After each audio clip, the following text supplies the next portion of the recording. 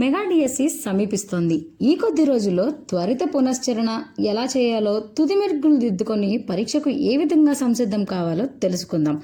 సాధారణంగా పరీక్షలు సమీపిస్తున్న కొద్దీ అభ్యర్థుల్లో ఆందోళన మొదలవుతుంది. మరికొంత సమయం ఇస్తే బాగుండనే భావన ఖచ్చితంగా కలుగుతుంది. పునశ్చరణ చేసుకోవడానికి అంటే రివిజన్ చేసుకోవడానికి మరి కాస్త సమయం ఉంటే ఇంకెంత బాగుంటుందో అనిపిస్తుంది. కానీ అదే పరిమిత కాల వ్యవధిలో ప్రిపేర్ అయి విజేతలో అగ్రస్థానంలో నిలిచేవారు కూడా చాలామందే ఉంటారు. అందరికీ అదే వ్యవధి ఉంటుంది కదా.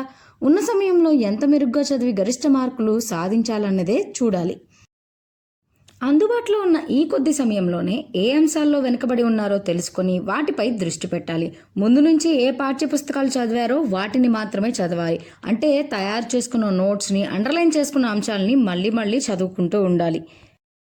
పేపర్లను పరీక్షకు వారం 10 రోజుల ముందు నుంచి చేయాలి. దీంతో లోపాలు తెలుస్తాయి. ఈ పరీక్ష కంప్యూటర్ ఆధారితం కాబట్టి ఆన్లైన్ ప్రాక్టీస్ చాలా అవసరం. ఏ అంశాల నుంచి ఎక్కువగా మార్కులు వస్తున్నాయో వాటిపై దృష్టి సారించాలి. క్లిష్టమైన అంశాలపై వీలైతే సహ విద్యార్థులతో గ్రూప్ డిస్కషన్ చేయడం మేలు. టెట్, డిఎస్సి గత ప్రశ్నపత్రాల తీరు గమనించి గతంలో ఏ ప్రశ్నలు అడిగారు, ఎలాంటివి అడగవచ్చు అని అంచనా వేసుకోవచ్చు. గత ప్రశ్నపత్రాలు అనేవి పోటీ పరీక్షకు హాజరయ్యే విద్యార్థులకు దిక్సూచి లాంటివి. ఇప్పుడు డిఎస్సిలో వేటిపై దృష్టి పెట్టాలో, ఇప్పుడున్న సమయాన్ని ఎలా సద్వినియోగం చేసుకోవాలో చూద్దాం. ముందుగా విద్యా దృక్పథాలతో మొదలు పెడితే వర్తమాన అంశాలను జోడించి చదవాలి. రాధాకృష్ణన్ కమిటీ, ఎన్టీఏ సంస్కరణలు, జస్టిస్ రవీంద్ర భట్ కమిటీ, విద్యార్థుల ఆత్మహత్యల నివారణకు సుప్రీంకోర్టు నియమించిన కమిటీ, నూతన విద్యా విధానం సిఫార్సు చేసిన కస్తూరి రంగన్ ఏప్రిల్ 25న మరణించారు. ఆయన 1994 నుంచి 2003 వరకు ఇస్రో చైర్మన్గా చేశారు. 2003 నుంచి 2009 వరకు రాజ్యసభ్యునిగా చేశారు. ప్రణాళిక సభ్యుడిగా కూడా సేవలు అందించారు. విద్యా దృక్పథాల్లో విద్యా సంబంధమైన రాష్ట్ర, కేంద్ర ప్రభుత్వ పథకాలు, అబ్రివేషన్లు, ప్రధానమైన చట్టాలు, సంవత్సరాలు, నిబంధనలు, నియంత్రణ సంస్థలు, ఉదాహరణకి యూజీసీ, సిబిఎస్ఈ, ఎన్సిఈటి ఇట్లాంటివన్నమాట. వివిధ రకాల పాఠశాలలు, వాటి ఉద్దేశం తెలుసుకోవాలి. ఉదాహరణకు ఏపీఏఆర్ను విస్తరించండి. Automated permanent academic account registry. దీనిలో 12 సంఖ్యలుంటాయి. ఇది విద్యార్థులకు ఒక గుర్తింపు సంఖ్య. ఈ మధ్య రాష్ట్ర ప్రభుత్వం ప్రకటించిన కలలకు రెక్కలు పథకం కళాశాల విద్యార్థినులకు సంబంధించింది. తల్లికి వందనం, అంబేద్కర్ ఓవర్సీస్ విద్యానిధి, మనబడి, మన భవిష్యత్తు, డొక్కా సీతమ్మ మధ్యాహ్న పథకం వంటివి చదవాలి. ఇలా సిలబస్లోని ప్రధాన అంశాలతో పాటు వర్తమాన అంశాలను కూడా అనువర్తించి చదవాలి. ఇక తర్వాత మనోవిజ్ఞాన శాస్త్రం, ప్రధాన నిర్వచనాలు, పుస్తకాలు, రచయితలు, సంవత్సరాలు, ప్రధాన అంశాలైన ప్రజ్ఞాపమానాలు, అభ్యసనం, మూర్తిమత్వం, ప్రత్యేక విద్య, తరగతి గది నిర్వహణ లాంటి అంశాలు గత ప్రశ్నాపత్రాలు పరిశీలించి అనువర్తిత ఆధారంగా చదవాలి.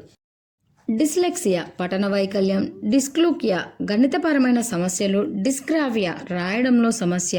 బాలలు సాధారణంగా 12 నుంచి 18 నెలల్లో 2 పదాలు, వాక్యాలు మాట్లాడడం ప్రారంభిస్తారు.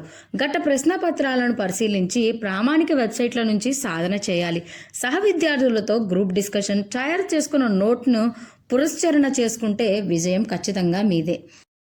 ఇక తరువాతి అంశం జీకే కరెంట్ అఫైర్స్. పరీక్ష జరిగే తేదీ నాటికి ముందుగా వారం రోజుల వరకు గత 6-7 నెలల అంశాలు చూడాలి. కొన్ని అంశాలు సంవత్సరం ప్రాతిపదికగా ఉంటాయి. ఉదాహరణకు 2024 ప్యారిస్ ఒలింపిక్స్ జూలై 24 నుంచి ఆగస్టు 11 వరకు జరిగాయి. ఇందులో ప్రధాన అంశాలు ఏంటో చూడాలి. 2024 ఒలింపిక్స్లో భారత్ 6 పతకాలు సాధించింది. 71వ ర్యాంకులో నిలిచింది. అత్యుత్తమ 5 అగ్రదేశాలు America, China, Japan, Australia, France. 2024 Nobel అవార్డుల గురించి కూడా చదవాలి. 2024 నోబెల్ సాహిత్య అవార్డు పొందిన వ్యక్తి హాంకాంగ్, దక్షిణ కొరియా. ఇండో పాకిస్తాన్ ఉద్రిక్తలకు కారణమైన పహల్గాం ఘటనతో ముడిపడి ఉన్న అంశాలు, పహల్గాంలో 26 మంది మృతికి కారణమైన ఉగ్ర సంస్థ పేరు, దాని పేరు the resistance front, Lashkar-e Taiba అనుబంధ సంస్థ ఇది. ఈ నేపథ్యంలో భారత్ పాక్ సరిహద్దు పొడవు ఎంత అని అడగవచ్చు. పొడవు ఎంత? 3323 కిలోమీటర్లు. మరో అంశం తీసుకుంటే 14వ పోప్గా ఎన్నికైన రాబర్ట్ ప్రిస్టో అమెరికాకు చెందినవారు. ఈయనకు 2015 నుంచి మరే దేశ పౌరత్వం ఉంది? పెరు దేశ పౌరత్వం ఉంది. గత ప్రశ్నాపత్రాలను పరిశీలించి జీకేలో జోగ్రఫీ, ఎకానమీ, ఆర్థిక, రాజ్యాంగపరమైన అంశాలు, జనరల్ సైన్స్లోని ప్రధాన అంశాలు త్వరితంగా చూడాలి. దాని ద్వారా సన్నద్ధతలో మెలకువలు ఈజీగా తెలుస్తాయి.